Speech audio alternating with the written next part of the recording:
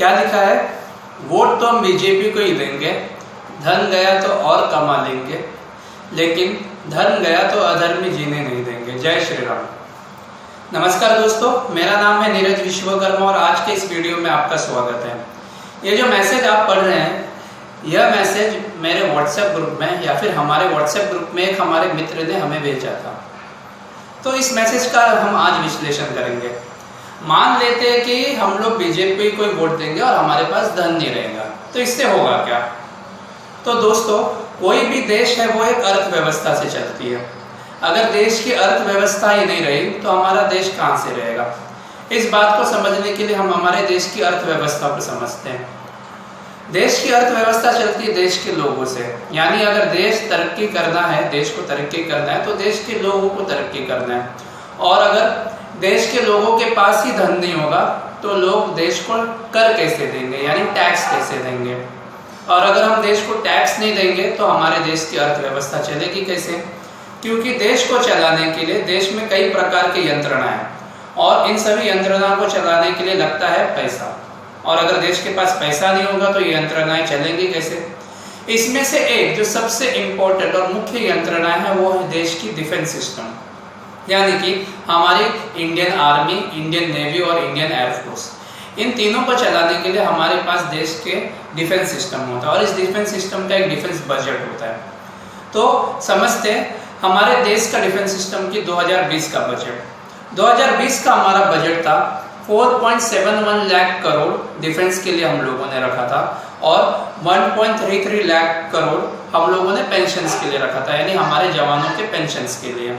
और पूरा जो देश का बजट था वो 6.04 लाख करोड़ था। तो इतने पैसे हम लोगों को लगते हैं हम लोगों की डिफेंस करने के लिए, यानी हमारी खुद की रक्षा करने के लिए, क्योंकि इससे हम देश के डिफेंस के लिए बहुत सारे सामान खरीदते हैं। मिलिट्री के लिए टैंक लगते हैं, जेट्स लगते हैं, फाइटर प्लेन्स लगते हैं, मिसाइल से हमारे पास बहुत सारे यंत्रणाएं और देश के जो जवान हैं इन सभी लोगों के जो ज़रूरत है वो सभी पूरे करने के लिए हमें देश के लिए एक मजबूत डिफेंस सिस्टम चाहिए। और इस मजबूत डिफेंस सिस्टम के लिए हम लोगों को देना होगा एक बहुत ही अच्छा कर, तभी हमारे देश का डिफेंस अच्छा होगा। वर्ल्ड बैंक के हिसाब से भारत देश दुनिया का चौथा देश है जो सबसे ज़्यादा अपने डिफेंस पर खर्चा करता है।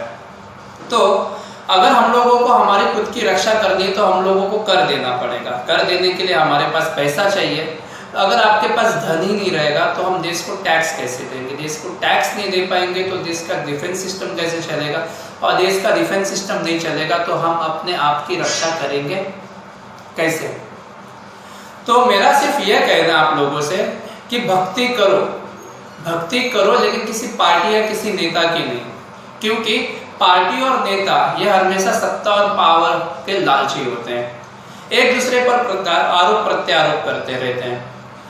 ये जरूरी नहीं कि उनका स्वार्थ पर्सनल हो या उनके पारिवारिक स्वार्थ हो, लेकिन सत्ता का लालच हर एक पार्टी या नेता को होता है। तो भक्ति करो लेकिन भगवान श्री राम जी की। और मैं आपको ये भी कहना चाहता हूँ, अगर ये मैसेज किसी डॉक्टर, किसी इंजीनियर या फिर किसी लॉयर ने भेजा होता या फिर किसी ऐसे पर्सन ने जो पढ़ा लिखा ना हो, जिसे अर्थव्यवस्था के बारे में पता ना हो, अगर उन्होंने भेजा होता तो ये बात समझ में भी आती। लेकिन ये मैसेज मुझे एक हमारे ग्रुप में एक ऐसे पर्सन ने भेजा है जो एक कॉमर्स ग्रेजुएट है।